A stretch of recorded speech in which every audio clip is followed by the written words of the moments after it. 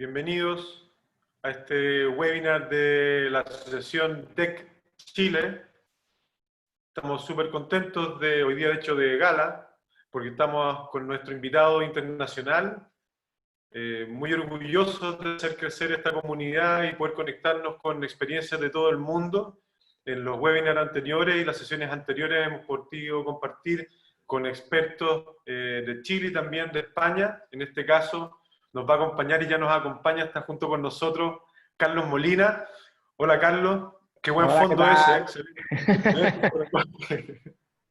Excelente.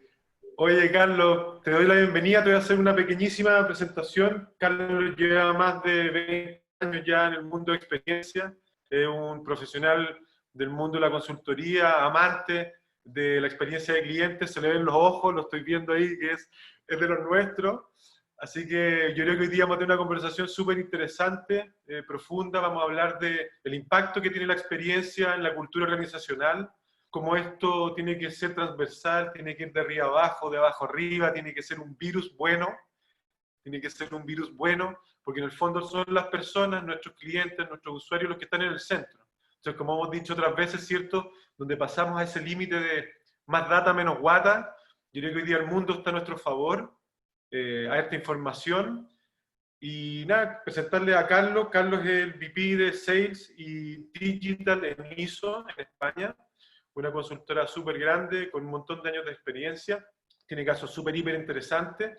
Y felices, Carlos, de recibirte a este otro lado del Pacífico, en el invierno ya tendiendo a primavera. Yo ya te veo bien de manga corta, entonces te voy a dejar con tu presentación y vamos a tener unos minutos después, se está conectando la gente, vamos súper bien.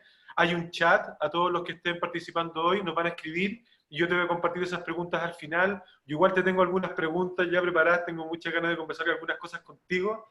Así que nada, súper, esta comunidad chilena está creciendo, estamos aprendiendo, nos estamos comunicando, estamos empezando a relacionarnos con temas de experiencia. Así que Carlos, gracias por aceptar nuestra invitación y que nos cuentes hoy día tu punto de vista, tu experiencia, en el impacto de la experiencia en la cultura organizacional. Muy bien, Pedro, muchísimas gracias. Gracias por la invitación y bueno, felicidades por ese nacimiento del proyecto de DEC Chile, que bueno, la experiencia que hemos tenido aquí yo creo que ha sido súper positiva para impulsar en el mercado todas estas iniciativas, que la comunidad de profesionales, que sí es verdad que nos encanta esto y que siempre es una cosa que yo creo que se percibe, ¿no? Entre estos locos, pues podamos aprender, compartir en un espacio súper abierto y la verdad que nosotros hemos tenido una muy buenísima experiencia aquí y estoy seguro de que se va a extender y se va a ampliar con la participación de otras localizaciones, ¿no? Como es el caso de Chile, y yo encantado, de verdad, de poder tener un espacio para compartir pues, con todos vosotros. Ahí veo un montón de gente conectada. Te quería pedir, ahora ya sí, voy a compartir la presentación y Se ve igual... excelente, ¿eh? Se ve perfecto. Vale, buenísimo. Pues sí, aquí estamos ya también con más calor que allí con el frío. Ya está, estos son meses ahí de agosto, ya es un mes de muchas vacaciones para mucha gente. A mí, de hecho, me queda esta semana. Así que ya la semana que viene me verás con mejor cara todavía. Bueno, muy bien. Si queréis, como tenemos además el tiempo y siempre al final surgen muchas cosas de las que hablar, pues bueno, arranco y así tengamos siempre ese espacio de poder interactuar y compartir. Yo siempre que arranco un webinar digo que, bueno, a nuestra disposición tenemos diferentes herramientas. Tenéis un chat que siempre es más fácil para poder, yo sé, conversar y compartir. Pedro y el equipo de DEC Chile estarán ahí monitorizándolo.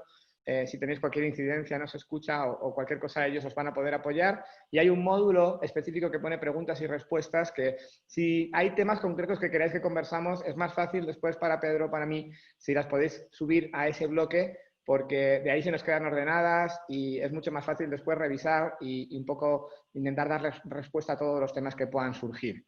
Así que bueno, arrancamos un poco la temática que habíamos seleccionado dentro de todo ese pues listado de sesiones, ¿no? Súper interesantes que están programadas, pues es una de, creo, de las más atractivas, ¿no? Que es hablar sobre las personas y la cultura y la conexión que hay entre experiencia de cliente y la propia cultura organizacional, ¿no? Y para eso, pues bueno, hemos estructurado un poco esto en unos 6, 7 puntos que en realidad son como 5 más 1, ¿no? Porque uno que es un poco la introducción para contextualizar el tema. Luego hay 5 elementos de los que queremos un poco compartir pues algunas reflexiones, ejemplos, casos que nos sirvan un poco de inspiración y de debate posterior. Y el +1 es porque al final del todo pues hay algunas herramientas y os traigo pues ahí alguna pequeña dinámica que a mí me ha funcionado muy bien y que me parece que son pues muy divertidas y que si depende cómo las hagas pueden llegar a tener un nivel de profundidad muy grande, ¿no? Y que ojalá os podáis llevar pues a algunas ideas tangibles y concretas que podáis empezar a aplicar en vuestras organizaciones para trabajar los temas de cultura y conectarlos con experiencia de cliente pues desde mañana mismo, ¿no? O desde hoy, que hoy estamos arrancando temprano. Bueno, entonces en este primer bloque para de cultura conocéis ya el framework de DEC de la onda del cliente. Yo me permitió también poner en nosotros tenemos una adaptación un poco, en ISO trabajamos con este marco conceptual que tiene 10 dimensiones, pero que en realidad los frameworks están siempre muy conectados, ¿no? Entonces al final la experiencia y toda la parte de personas y la cultura que estaría dentro de la I de implicación de personas y que en nuestro caso lo llamamos aquí personas y cultura, es una pieza fundamental que está en todos los marcos, en todos los modelos conceptuales de gestión de experiencia, ¿no? También en otras asociaciones internacionales, en cualquier compañía, porque es una pieza que todo el mundo identifica como fundamental, ¿no? Y seguro que esta frase la habéis visto 1000 veces, ¿no? La dijo Peter Drucker, uno de los padres del management moderno, decía, la cultura se desayuna a la estrategia. Y yo sé que a todo el mundo le encanta estar en esas reuniones de estrategia con McKinsey pensando no sé, el plan a 3 años y dónde vamos a entrar para penetrar un mercado, pero la verdad es que por muy buena que sea tu estrategia, si no tienes un equipo unido, si no tienes a la gente comprometida, si no realmente tienes las bases sólidas para poder trabajar, pues es muy probable que fracases, como fracasan, por desgracia, muchas de las estrategias y de las tácticas que las organizaciones plantean, ¿no? Entonces, por ahí tenemos que empezar a construir. Y esta diapositiva que me la compartió la gente de Delivering Happiness. Delivering Happiness es la consultora que montó Zappos, que sabéis que es uno de los referentes en temas de cultura y de experiencia. Ellos montaron una organización que se llamaba igual, que su primer programa enfocaba ese concepto de la felicidad. Y la verdad que es una de las diapositivas que más me han impactado porque me dejó súper preocupado cuando la vi, ¿no? Decía, el 87% de los empleados en el mundo no se sienten comprometidos, ¿no? Están disengaged, es como no estar vinculado, no sentirte a gusto, ¿no? Entonces dice 87%, ¿no? O sea, ¿esto qué quiere decir? El 87% es casi 9 de cada 10. Entonces, imagínate que tú vas a la oficina, ahora no porque estamos todos en nuestras casas, pero cuando ibas a la oficina, te subes en el ascensor con otras 9 personas, si tú crees que estás comprometido, quiere decir que los otros 9 no, ¿no? O sea, es como todos menos yo. Me parecía un dato como abrumador, ¿no? Y de hecho, pues tiene un impacto gigante en términos de resultados económicos para las organizaciones. Entonces había que compensar un poco y teníamos que darle la vuelta también a esto con otras métricas. Entonces están estas otras métricas que yo creo que lo ponen todo en más positivo, ¿no? Cuando consigues el engagement, cuando consigues gente comprometida, gente feliz, gente que tiene ganas de trabajar y de hacer realidad la visión de tu organización, pues consigues cosas como mayor productividad, gente más creativa, gente que se toma menos días de baja, ¿no? Menos rotación, menos accidentes, que yo una cosa que cuando lo vi la primera vez dije, pero ¿cómo es posible, no? Y tiene su explicación, o mayores ventas, ¿no? Al final hay un impacto en el negocio que tiene como, o sea, que está basado en esa mejor experiencia de cliente. Y la realidad es que mejor experiencia de empleado, perdón, experiencia de empleado y experiencia de cliente están muy, muy conectados, ¿no? Este gráfico de Mitchington y Morris que analiza un poco la experiencia de la marca y la conecta con 2 elementos, ¿no? Decía, y que los muestra como muy asociados, ¿no? La experiencia de cliente, es decir, por qué los clientes deberían de comprar y de recomendar tus productos o servicios, ¿no? Y la experiencia de empleado, o por qué los empleados deberían de ir más allá, ¿no? y esforzarse por ayudar a la compañía a conseguir sus objetivos, más allá de sus funciones y de su retribución, ¿no? Cómo esas 2 cosas al final impactan en relaciones a largo plazo y satisfacción y en rentabilidad económica, pues estaba condicionado por todo lo que llaman ese employer brand, ¿no? O sea, los momentos en los que la marca pues genera vinculación con clientes y empleados en diferentes momentos del ciclo de vida, ¿no? Y por un contexto de mercado que son cosas que están ya fuera de nuestro ámbito de control. Es decir, yo no puedo controlar que haya una decisión política o un tema medioambiental o de salud, como estamos viviendo ahora, que me pueda afectar, pero sí puedo influir en todos los elementos que están dentro de mi modelo, ¿no?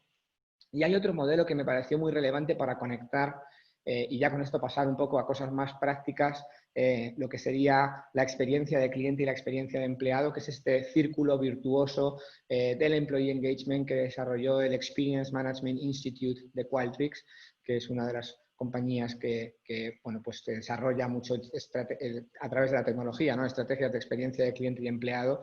Y básicamente te dicen, oye, ¿cómo se conectan todos estos elementos, ¿no? Al final, si tienes empleados comprometidos, es más fácil que entregues una muy buena experiencia de cliente. Como consecuencia vas a tener clientes más leales y como consecuencia de esto vas a tener mejores resultados financieros.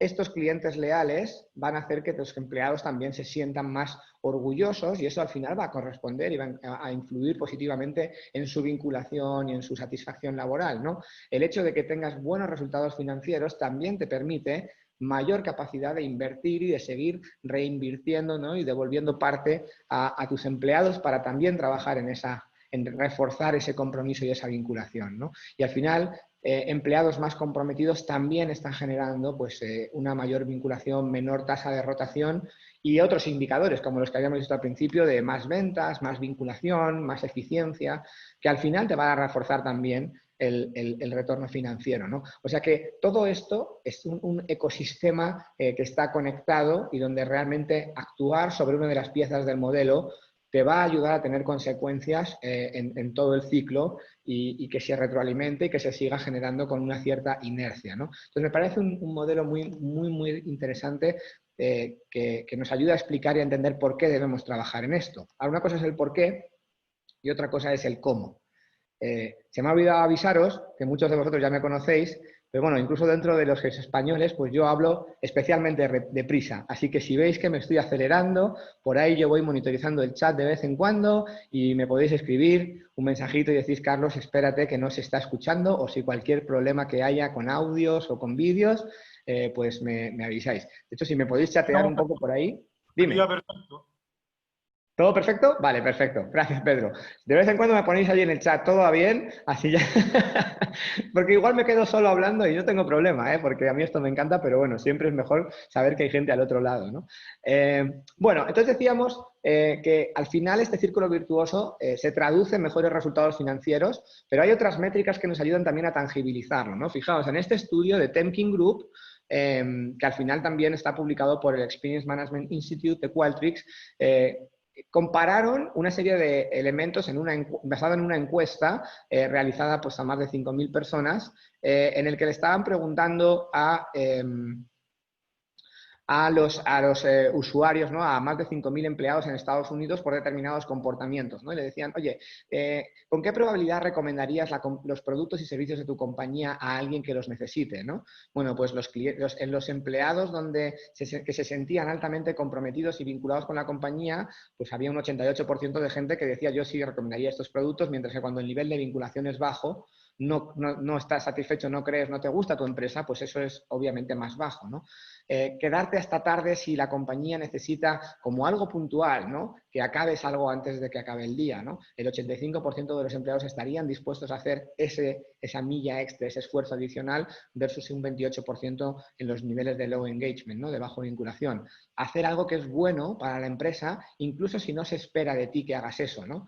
Pues fijaos también el gap, ¿no? Un 85%, 84% cuando estás vinculado, cuando te sientes comprometido versus un 18% cuando no, ¿no? Hacer una recomendación o sobre una mejora que podría hacer en tu empresa, pues solo el 67% dirían, oye, si veo algo que se puede mejorar, lo voy a comentar cuando estás altamente comprometido y eso, claro, cae hasta el 13% cuando no, ¿no?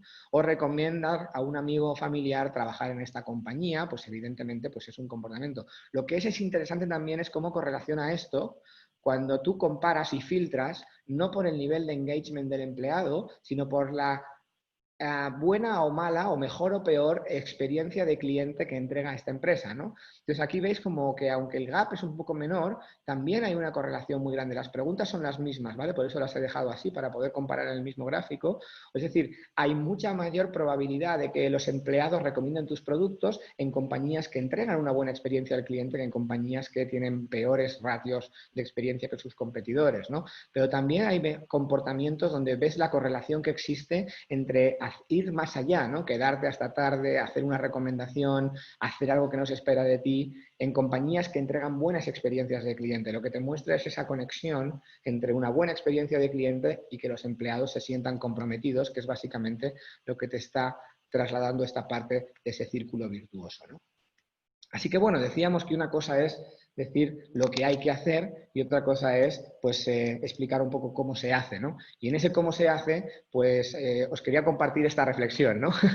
Que diréis esto que se le ha colado una diapositiva que no era, ¿no? No, lo que pasa es que cuando me he puesto a reflexionar sobre los temas de cultura, a veces me da la sensación de que esto es un poco como un poco el tema de ir al gimnasio o de hacer una dieta, ¿no? La realidad es que no hay recetas milagrosas. La mayoría de la gente, todos sabemos lo que hay que hacer. Si quiero estar más saludable, ¿sí? Si quiero, por ejemplo, adelgazar, tengo que comer mejor, tengo que comer más sano, tengo que comer menos cantidad, tengo que hacer una serie de cosas que sé que son buenas para mí, pero que no siempre las hago, ¿no? O tengo que hacer deporte. Todo el mundo sabe lo que hay que hacer. O sea, no es algo tremendamente complejo, ¿no? Tienes que entrenar, tienes que cuidarte, tienes que ser constante, ¿no? Y hacer esto de manera continuada, no como una semana, ¿no? La primera semana de enero en la que te da el impulso y lo haces, sino que tienes que poder mantenerlo en el tiempo, ¿no? Y trabajar en la cultura es exactamente lo mismo. Y para conectar experiencia de cliente y cultura organizacional es lo mismo. No creo que yo os vaya a contar nada que no sepáis. No creo que vayáis a ver nada más allá de que a lo mejor alguna idea o algún caso os pueda resultar interesante y podamos replicarlo, que no son cosas que ya hayáis planteado, que hayáis hecho. Lo que fallamos es en la constancia, lo que fallamos es en realmente el compromiso con el objetivo que queremos lograr, ¿no? Incluso si sabemos que es bueno para nosotros. Por eso, para mí esta es una de las primeras reflexiones que tenemos que hacer. Trabajar en cultura, pues bueno, pues requiere estar realmente convencido y tener la disciplina y tener el foco de saber lo que quieres lograr y no tanto el cómo, ¿no? Y no hay dietas milagrosas, igual que no hay entrenamientos mágicos que de repente te ponen súper fuerte. Lo que hay es un trabajo continuo y una serie de dinámicas y de ejercicios que funcionan y que son más o menos las mismas en todas las organizaciones o para todas las personas, ¿no? Excepciones hechas bueno, pues con la analogía de casos un poco particulares que se puedan salir de la realidad general, ¿no? Así que bueno, pero lo que vamos a tratar es de entender un poco y de aprender estas 5 más 1, ¿no? De 5 conceptos más 1, herramientas que nos pueden servir para trabajar y conectar experiencia de cliente y transformación de la cultura organizacional. Así que vamos allá. La primera, y probablemente la más importante, por eso la he puesto, es el programa de voz de cliente como herramienta de transformación cultural. No hay, desde mi punto de vista, un instrumento más potente para transformar la organización y centrarla en el cliente que escuchar a los clientes. Y es tan sencillo y a la vez tan complejo como eso, ¿no? El programa de voz de cliente ha dejado de ser una herramienta de aseguramiento de la calidad, de control, de auditoría, de medición, para convertirse en un elemento de gestión. ¿Y eso implica qué? Pues implica que escuchar, yo lo suelo expresar de esta forma, ¿no? Escuchar lo que los clientes dicen sobre aquello que entra dentro de mis atribuciones dentro de la compañía, tiene que formar parte del día a día de todas las personas de la organización. Sí, igual que recibo correos sobre política, sobre novedades de productos, sobre un montón de temas que tienen que ver con el funcionamiento de la compañía, pensad en el feedback de los clientes como si fuesen emails que os llegan y que es importante que leáis. Si todos los días recibiésemos 2 o 3 emails de los 100 correos que recibimos, que sean emails que contengan una serie de comentarios que los clientes hacen sobre aquello que a mí me interesa, es decir, a lo mejor si yo soy el responsable de producto pues, y el cliente está hablando de la web, no es algo que yo debería de leer, pero si hacen comentarios sobre lo que yo gestiono, sí debería de hacer eso. Si todas las personas dedicasen 5 minutos al día, igual que los 5 minutos de entrenamiento, a escuchar lo que los clientes piensan sobre aquello que entra dentro de su ámbito de responsabilidad, sería mucho más fácil conseguir que todos estuviésemos centrados en el cliente, es decir, que tuviésemos más presente y tomásemos mejor las decisiones partiendo de lo que los clientes piensan, porque sería algo que estaríamos escuchando y pulsando de forma continua. ¿Cómo se hace esto y quién lo hace bien? Bueno, pues un caso muy interesante que escuché pues, en uno de los eventos, de hecho, organizados por DEC en España, en un webinar en el que se estuvo presentando pues, el caso de Pronovias, que tiene una plataforma o un sistema de voz de cliente pues, construido sobre la plataforma de Medallia, y la directora de experiencia de cliente contó un montón de cosas. En media hora contó un montón de cosas mucho más interesantes de las que a lo mejor os voy a contar yo, ¿no? A mí me pareció, y de hecho está por ahí grabado, lo podéis conseguir. Una de las cosas que me llamaron la atención es cómo ellos hacen dos cosas, ¿no? Una, en el retail, y Pronovias no deja de ser una tienda, ¿no? que tiene pues, puntos de venta distribuidos, además del canal digital, pues se hace mucho que todas las mañanas el equipo de vendedores, ¿no? De personas que están atendiendo en las tiendas, se reúne un poco para hacer un brief, ¿no? ¿Qué pasó el día anterior? ¿Hubo un problema con un tema de stock? Un cliente se quejó del frío, no sé, nos pasó esto con una incidencia con un tema de seguridad, lo que sea. La gente hace un briefing para un poco recuperar y que todo el mundo esté alineado de lo que pasó el día anterior. Una de las cosas que ha hecho Pronovias que me parece súper potente es que dentro de ese briefing diario se revisan las evaluaciones y los comentarios que entraron el día anterior, como un input más de las cosas que tienes que saber para trabajar hoy y para tomar decisiones hoy y para hacer bien tu trabajo hoy. Tienes que escuchar, aprender y tener en cuenta qué nos dijeron los clientes en el día de ayer, ¿no? De manera que el feedback que se captura en tiempo real se distribuye a cada una de las tiendas y el manager de la tienda, en la reunión de equipo que hace por las mañanas, utiliza los feedbacks de los clientes como parte del input que comparte con el equipo. Para mí es un ejemplo claro de cómo eso crea una cultura y cómo eso retroalimenta este círculo virtuoso que hemos comentado, ¿no? Otra de las cosas que hacen muy bien, por ejemplo, es todo el tema del close the loop, donde el feedback de los clientes pues, cae en el responsable de la tienda, que tiene que entender qué ha pasado y tomar responsabilidad y ayudar a corregir eso que ha ocurrido para que en el futuro pues, lo podamos cambiar la percepción de ese cliente y actuar de una manera diferente más adelante, ¿no? De manera que toda esa parte es fundamental. El mismo ejemplo o un ejemplo muy parecido también en un mundo también retail, pero mucho más masivo, es el caso del Grupo Día. En este caso con otra plataforma, ¿vale? Porque hay plataformas que nos habilitan para hacer esto, como puede ser Qualtrics, en el que el Grupo Día hace más de 1,5 millones de feedbacks al año. Es decir, más de 1,5 millones de encuestas recibidas donde los clientes nos están diciendo este producto estaba bueno, faltó stock, me atendieron mal en la caja, y esa información se distribuye entre las más de 3.000 tiendas que Día tiene en todo el territorio nacional. Aunque 1,5 millones parecen un montón de encuestas, y yo os preguntaría cuántos de vosotros hacéis más de 1,5 millones de encuestas al año, ¿vale? Porque es un número muy respetable, pues en realidad cada uno de los puntos de venta tiene un objetivo de recibir entre 20 y 30 feedbacks al mes. Es decir, que tú como dueño de la tienda, y pensad que las tiendas de Día son muchas son franquicias, es decir, que son pues empresarios, emprendedores o inversores que deciden poner una tienda y hacer el branding y la gestión dentro de la marca, ¿no? Pues a lo largo del mes, solamente, yo digo solamente porque incluso yo creo que son hasta pocas, ¿no?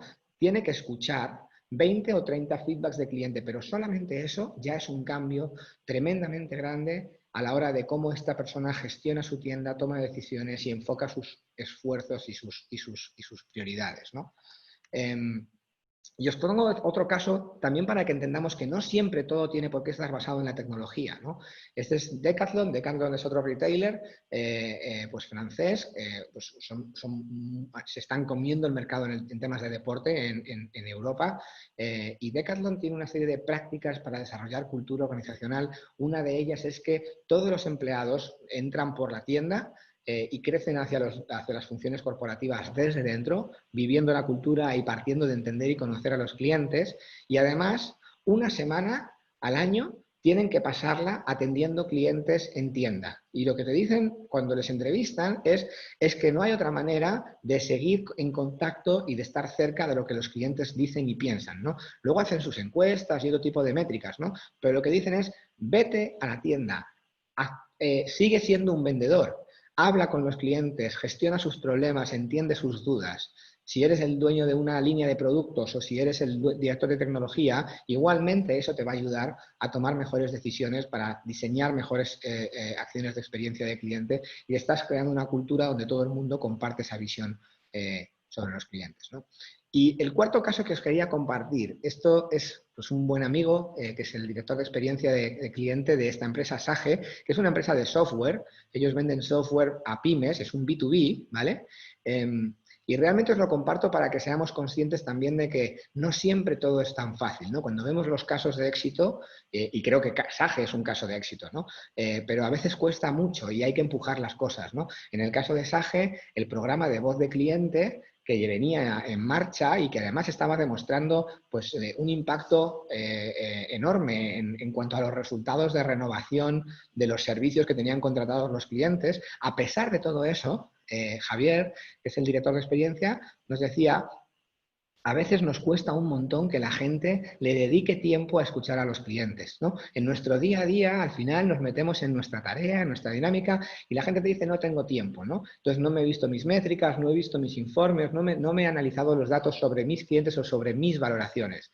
Y entonces él se inventó, me dice que esta es la acción costo-beneficio más rentable que ha hecho nunca, ¿no? Que básicamente imprimió ese roll-up que pone Customer Success Safari y puso una mesa en mitad de una zona de paso de la oficina y se inventó este concepto del Safari, en el que tú podías contratar como 3 tipos de safaris que eran tours guiados sobre los datos de la medición de la voz de cliente que estaban en los sistemas, ¿no?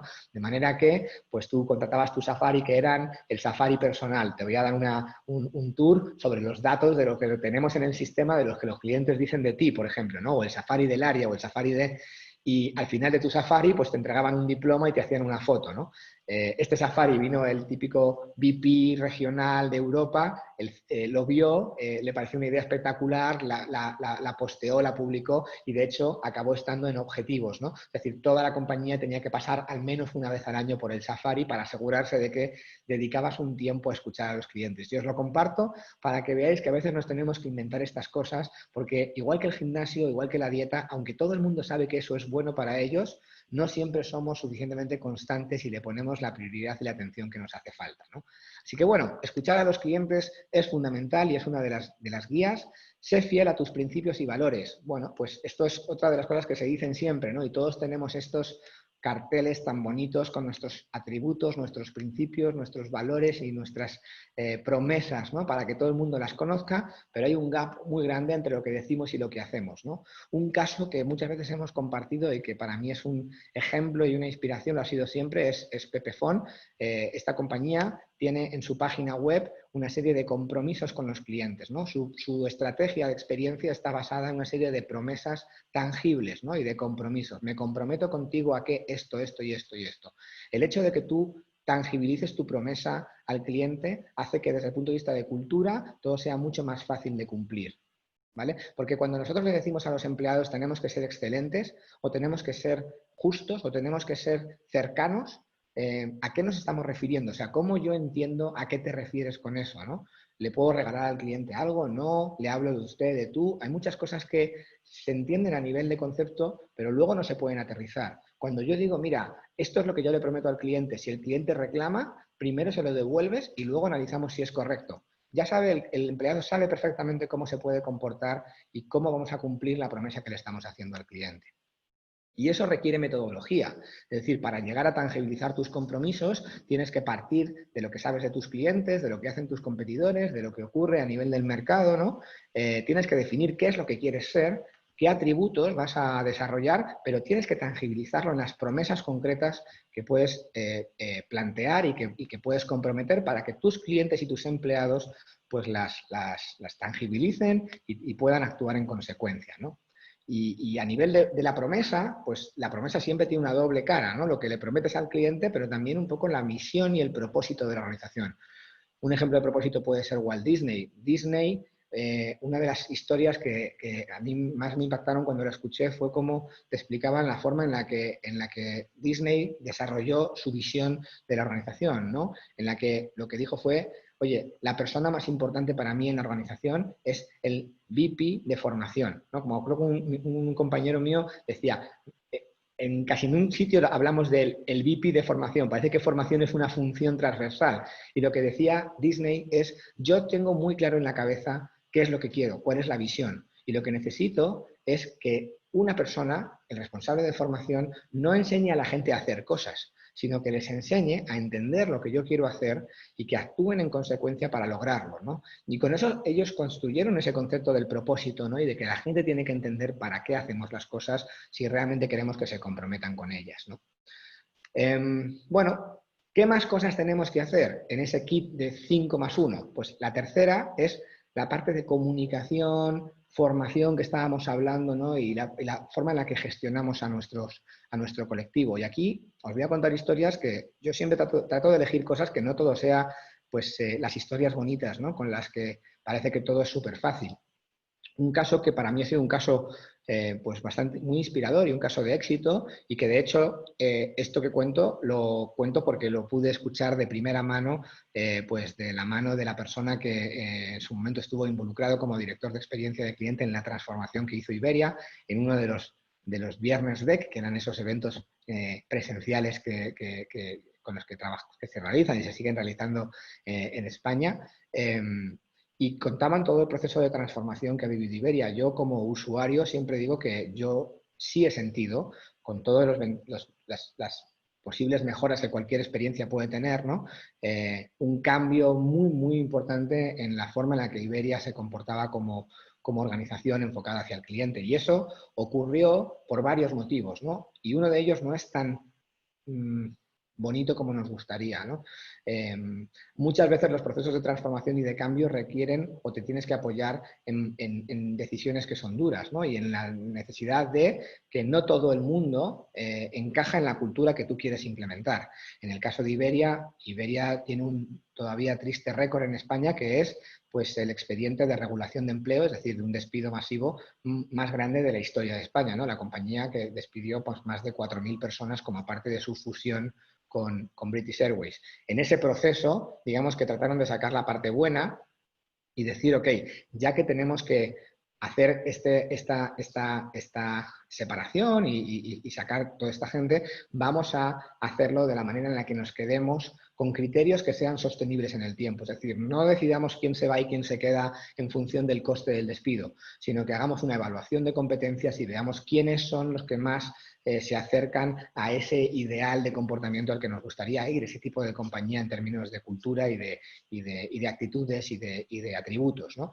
Y a partir de ahí no solo es simplemente selecciono a estos y ya está, sino que se crearon toda una serie de protocolos, de sesiones de capacitación, de herramientas de comunicación con la tripulación y con todo el resto de la compañía para que los empleados pues tuviesen claros esos valores, los reforzasen y se gestionase a las personas en función de ellos. Pero uno de los aprendizajes que yo saco del caso de Iberia es que la transformación a veces requiere tomar decisiones que son comprometidas y que no siempre todo el mundo va a encajar en tu cultura. Yo, que en realidad sí soy como muy pro personas, creo que a todo el mundo hay que darle la oportunidad de cambiar, hay que darle información, hay que ayudarle, hay que formarle, pero en último término, si no cambian, pues los tienes que cambiar tú porque no te puedes permitir que no lograr el objetivo de lo que te estás marcando en términos de la cultura y el alineamiento con el cliente, ¿no? Casos que también me han gustado, pues esta compañía DirecTV, que son su presencia en toda Latinoamérica. En el caso de Colombia tienes un montón de empleados que sobre todo, por ejemplo, en los call centers, son personas que no se pueden permitir el producto para el cual están prestando servicio.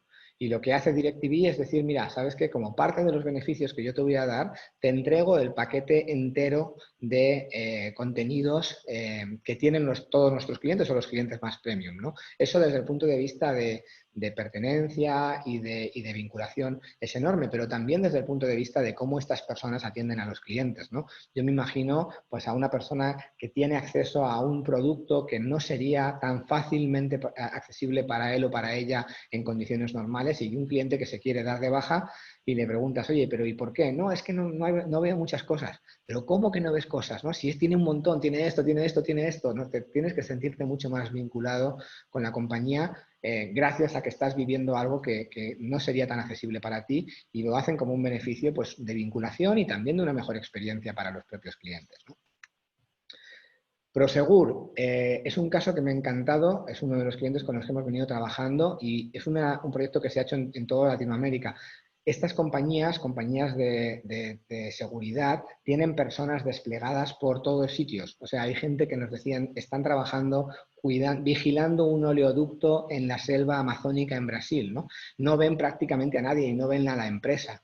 Y sin embargo, pues tenemos que conseguir que se sientan cerca, que tengan la pertenencia, que estén comprometidos y que vivan los valores para prestar el servicio que realmente tienen que prestar en una tipología de sector pues que a veces es pues perfiles que tienen un nivel de retribución bajo, incluso nivel sociocultural bajo, ¿no? Y Prosegur está en un proceso de transformación enorme para tener herramientas que les permitan entregar una mejor experiencia al colaborador en términos de información, servicios, la propia nómina, ¿no? Es algo tan básico como recibir la información de lo que vas a cobrar y cuándo lo has cobrado, pues no es fácil de resolver cuando vives un contexto complejo, ¿no? Y tienes que tener la sensibilidad de entender sus necesidades y diseñar cosas que les van a hacer sentirse más vinculados porque se sienten importantes, ¿no?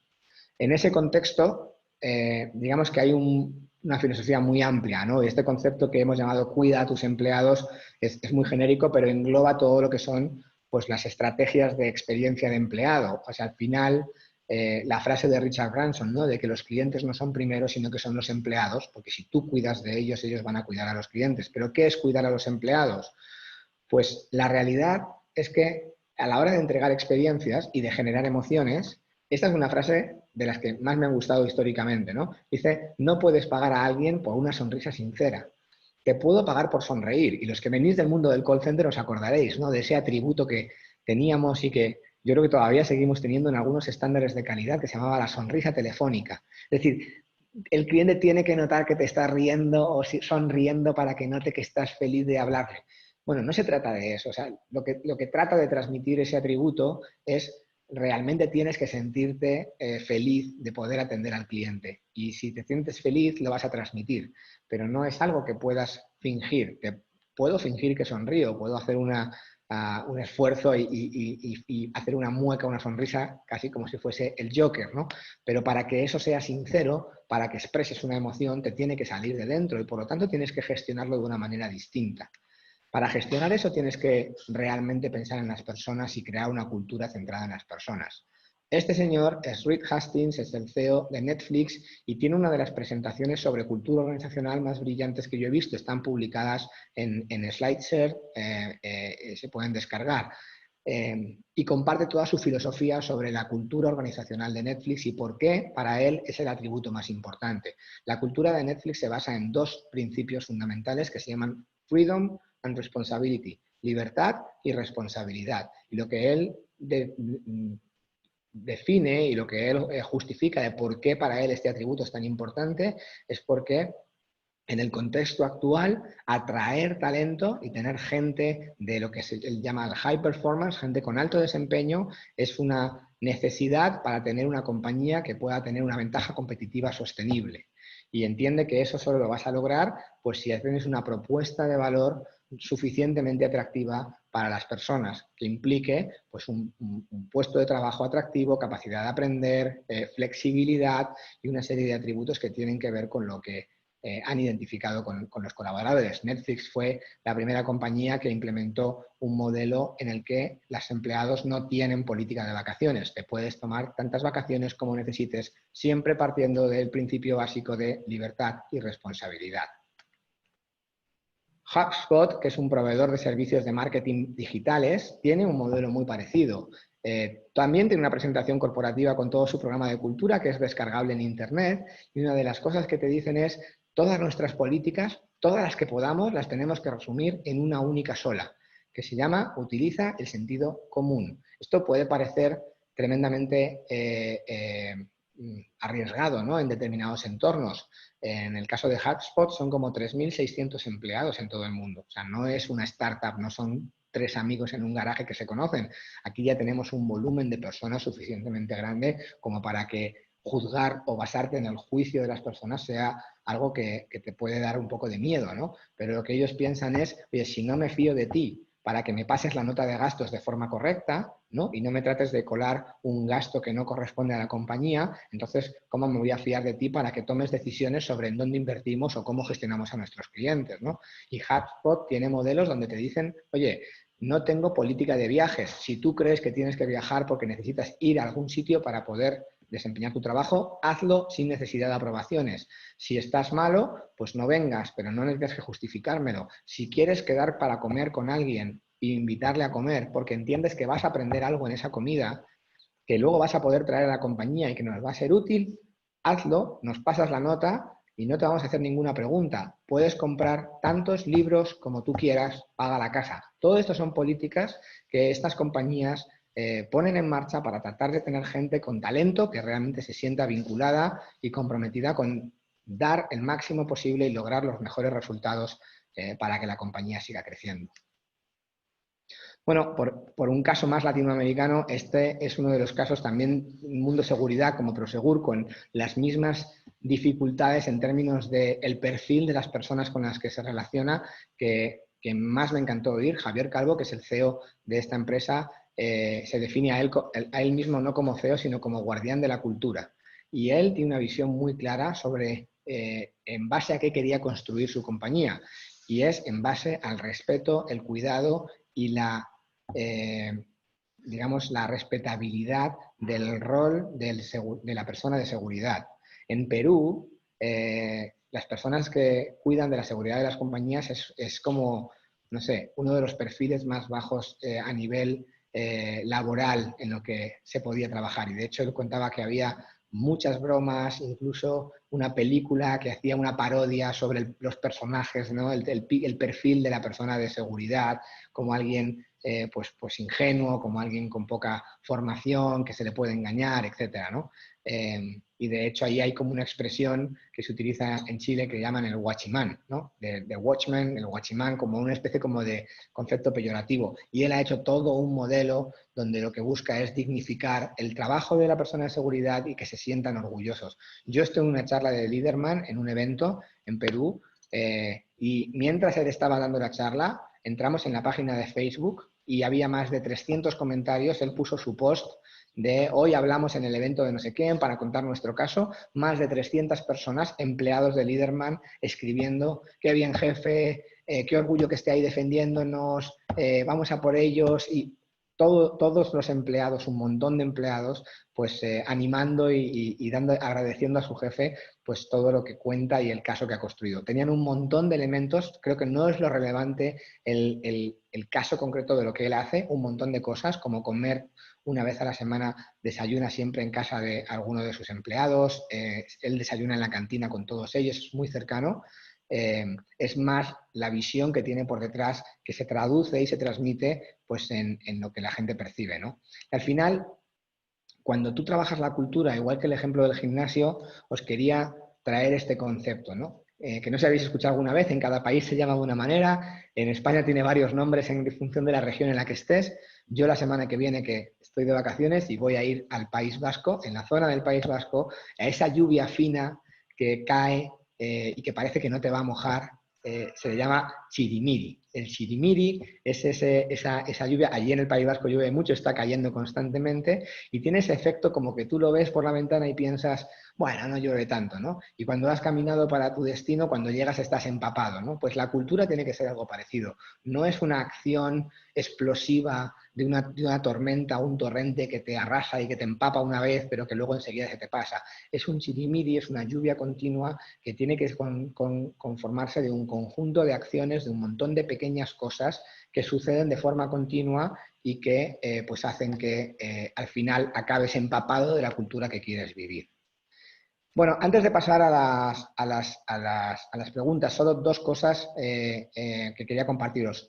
Escuchar al cliente es importante, pero escuchar a los colaboradores también es fundamental si queremos entregar una buena experiencia al colaborador y generar esa cultura. Y aquí yo creo que hay un paradigma que hay que romper. Venimos de un mundo donde hacemos encuestas a los empleados anuales o bianuales. En este estudio de Qualtrics le preguntaban a la gente con qué frecuencia te gustaría dar feedback a la compañía donde trabajas. Más de un 50% o en torno a un 50% de las personas respondieron que entre con más frecuencia de, o sea, 3 meses o más frecuente, ¿no? O sea, cada 3 meses, al menos cada 3 meses podríamos decirlo, ¿no? Bueno, pues es un salto grande de empresas que preguntamos a la gente por la cultura cada 2 años, ¿no? A empezar a preguntarle a la gente, oye, ¿qué tal? ¿Cómo estás viviendo la experiencia con la compañía? Con una periodicidad mucho más continua, ¿no? Incluso en algunos casos semanalmente, ¿no? Como algo que nos permita tener cerca, a lo mejor no a todo el mundo, con ciertas reglas de saturación, pero sí un mecanismo de captura de feedback continuo, igual que hacemos con los clientes, ¿no? Cuando le preguntas esto y lo segmentas por edades, los menores de 25 años te dicen que al menos cada 3 meses en más de un 70% de los casos, ¿no? Versus solo el 38% en los de más de 55. Así que escuchar a los empleados es un elemento fundamental para construir la cultura y para poder accionar en base a lo que la gente necesite. Bueno, el último punto, para dejar esos por lo menos 10 minutos para reflexionar, que tiene que ver con herramientas. Bueno, pues igual que aplicamos los arquetipos y las personas a los clientes, podemos y debemos aplicar los working personas en el caso de los empleados, caracterizar los perfiles de los colaboradores con los que nos relacionamos, ¿no? Qué características tienen, qué cosas les satisfacen, qué cosas les enfadan, y mapear ese journey para encontrar en qué momentos podemos trabajar y debemos hacer cosas para impactar en la experiencia, para eliminar las causas que generan detracción, ¿no? Y empleados insatisfechos o frustrados o desmotivados, y buscar también las oportunidades de innovar y generar un impacto positivo. Para gestionar la cultura tenemos que también tener guías. Tenemos manuales de procesos, de producto, de sistemas, de un montón de cosas, ¿no? Gestionar la experiencia de cliente y trabajar en la cultura, o sea, construir esa cultura de que las personas entiendan a nuestros clientes y sepan cómo se tienen que comportar, requiere también de sus propios manuales, requiere de que creemos documentos que sirvan como guía y que le expliquen a nuestros colaboradores qué es la experiencia, por qué es importante, cómo son nuestros diferentes tipos de clientes y cómo deberíamos de comportarnos en cada uno de los momentos en los que nos vamos a relacionar con ellos, ¿no? Es una de las herramientas que más nos pueden ayudar en la transformación también de la cultura de la organización. Este tipo de herramientas están bien, a veces hay que soportarlos también, y lo dejo así abierto, con tecnologías y la gamificación, herramientas que nos permitan que los colaboradores se comuniquen entre ellos, herramientas colaborativas, que tengan un componente de juego, que lleven unas cápsulas y que elementos de microaprendizaje, ¿no? No con una formación puntual de 2 semanas, sino con pequeños goteo de vídeos y de contenidos que constantemente te van reforzando y te van consolidando el conocimiento y el aprendizaje que tienes que tener para realmente vivir los valores que la compañía quiere reflejar, y el tipo de experiencia, pues es una de las herramientas a nivel tecnológico que más nos pueden servir. Y os voy a dejar 2 plantillas, 3 de hecho, que me parecen que son juegos que desarrolló una consultora de innovación que se llama Explain. Explain, para que os suene, son los que idearon el mapa de empatía, que seguro que muchos habéis utilizado en vuestras dinámicas de Customer Experience, ¿no? Bueno, pues Explain tiene estas plantillas para trabajar sobre la cultura. Están en inglés, pero son bastante intuitivas, ¿no? Una se llama el Culture Crash Game. Sabéis que ahora los millennials y la gente joven utilizan mucho este concepto del crash. Los que tengáis hijos e hijas, pues sabréis que lo utilizan de manera más frecuente. ¿Quién es tu crush? ¿Quién es tu enamorado? ¿Con qué compañía tienes un flechazo, ¿no? Y esto es una dinámica que puede ser muy divertida, ¿no? ¿Qué empresas nos generan un flechazo? ¿Qué empresas nos enamoran en términos de cultura? ¿Por qué esta empresa en la que trabajé o en la que conozco me parece que es un crash? ¿O cuáles realmente no son claramente nuestro crash y lo tenemos que tratar de evitar? Pues nos puede ayudar a identificar mejores prácticas y compañías que nos pueden servir de inspiración, y es un juego o una dinámica muy fácil de hacer en un grupo de personas, y podemos entender qué cosas son y qué empresas son las que les sirven de inspiración, a las que nos gustaría o les gustaría que nos parezcamos, ¿no? El otro juego que me parece súper divertido de hacer se llama el juego del antropólogo, el Anthropologist Game. Esta es una plantilla que podéis imprimir, esto luego os lo voy a compartir, donde básicamente lo que te propone como juego o como dinámica es que actúes como si fueses un investigador, un antropólogo. Sabéis que los antropólogos son aquellas personas que investigan las civilizaciones y las culturas, ¿no? Y un antropólogo lo que hace es observar. Si me voy a la Polinesia y quiero observar a las tribus que viven allí, pues me fijo en, bueno, quiénes son los héroes, ¿no? Y las leyendas de esta civilización, cómo se comportan, ¿no? Qué dicen y qué palabras utilizan, qué expresiones son especialmente relevantes, cómo se visten, ¿no? Qué valores tienen y en qué creen, ¿no? Cuáles son las creencias y qué artefactos existen, ¿no? Si pensáis en esto a nivel compañía, es súper divertido. Vais a vuestra empresa y decir, bueno, ¿quién es un héroe en esta empresa? Un héroe aquí es uno que vendió mucho, es el fundador que hizo no sé qué, es el director comercial porque gana mucho dinero, es el que tiene un Porsche. ¿Quiénes son los héroes? ¿Qué leyendas hay? ¿En quién se puede fijar la gente? ¿Quién es una inspiración en la historia de nuestra empresa, ¿no? Sayings, ¿qué decimos? Si tú te paras esto siempre lo recomiendo, te paras en la cafetería de tu organización, en un sitio discreto, y te quedas escuchando o en el pasillo cómo habla la gente, cómo se expresa, qué palabras utilizamos. Decimos muchas veces gracias, nos pedimos las cosas por favor, gritamos, tenemos expresiones que utilizamos solo nosotros y que tienen como implicaciones. Todo ese tipo de cosas son señales que se traducen después y que nos ayudan a identificar cómo es nuestra propia cultura, cómo describiríamos a nuestra sociedad, a nuestra organización, si la estuviésemos estudiando desde un punto de vista antropológico, ¿no? Cómo nos vestimos. Esto, por ejemplo, es una de las cosas que más ha cambiado, ¿no? ¿Qué disfraces o qué vestimentas son las que utilizamos? Pues tradicionalmente veníamos de estos mundos más serios, ¿no? Donde todos veníamos en traje, corbata, etcétera, y todo eso ha ido cambiando. También te refleja cosas sobre la cultura, la forma en la que la gente se viste y se comporta. Para mí es una de las dinámicas más divertidas que yo he hecho y de verdad que además obtienes una información súper relevante sobre cómo es tu compañía.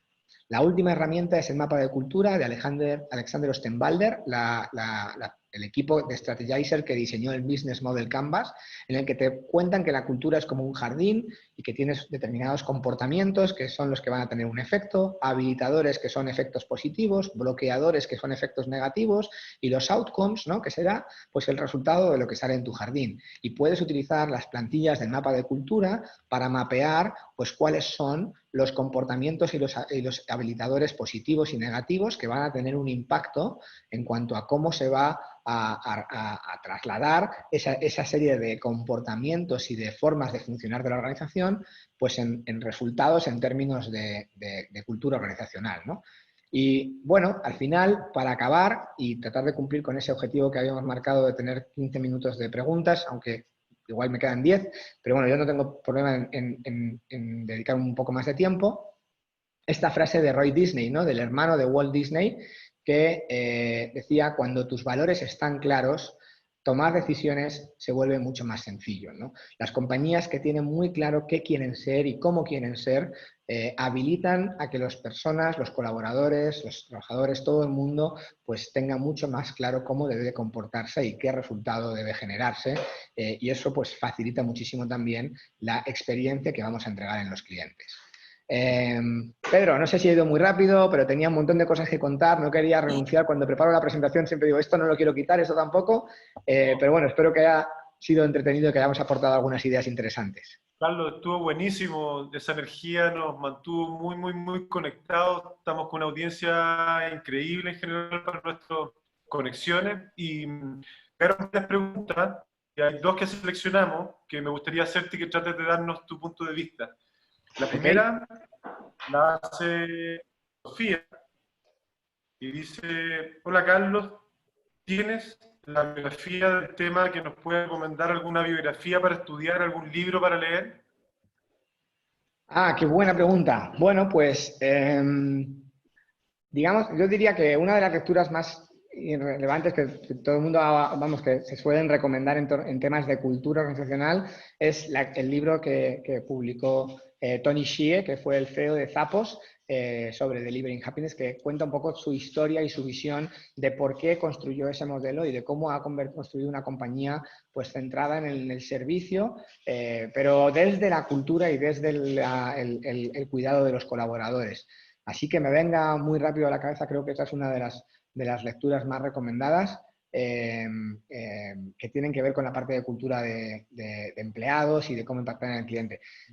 Quizá a nivel más general, yo sigo pensando que escuchar al cliente es una de las herramientas de transformación cultural más relevantes, ¿no? Y en ese sentido, creo que el libro que publicó Frederick Ritschl sobre el NPS, la versión que actualizó después en el 2011, que se llama NPS 2.0, The Ultimate Question 2.0, digamos que más allá que hablar del NPS, es un manual que te explica realmente cómo escuchar al cliente es una herramienta que te tiene que servir para tomar mejores decisiones de negocio y para alinear la cultura de la organización. Digamos que son las dos caras de la moneda, trabajar sobre la cultura, pero una desde la medición del cliente y otra desde la comprensión y el foco en los empleados. Genial. Carlos, otra pregunta que nos hace Rodrigo respecto al programa en particular de voz de cliente. ¿Conviene centrarse en los clientes detractores o es igualmente efectivo centrarse sobre los promotores? Pues mira, eso para mí es buenísimo punto. Desde muchos puntos de vista, te diría que es súper importante centrarse en los dos, ¿vale? Primero de todo, porque cuando tú piensas en el NPS como métrica, digamos que solo hay dos cosas que se pueden hacer para mejorar el NPS. Esto es como de cajón, que decimos en España, ¿no? Si quiero mejorar una métrica que se calcula como dato 1 menos dato 2, pues o subo uno o bajo el otro, ¿no? O sea, al final o tengo más promotores o tengo menos detractores. Entonces, si tú realmente quieres mover la palanca del NPS, no te puedes centrar solamente en los detractores porque si no haces cosas para generar promotores no lo vas a lograr.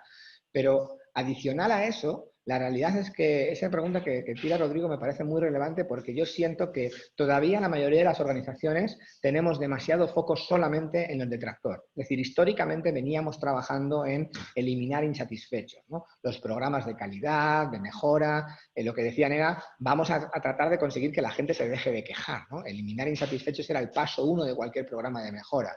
El tema es que tienes una oportunidad enorme de negocio si eres capaz de actuar y accionar sobre tus promotores.